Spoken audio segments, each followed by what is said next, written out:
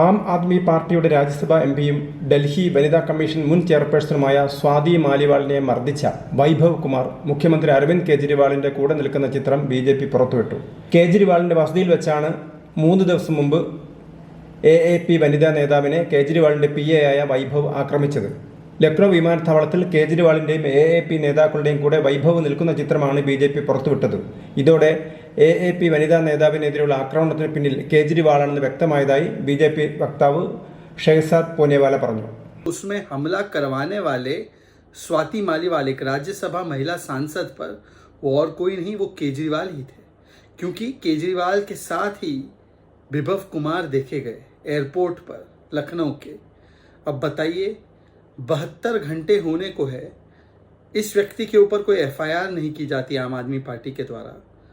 बस 30-32 घंटों के बाद संजय सिंह आकर एक स्टेटमेंट देते हैं कि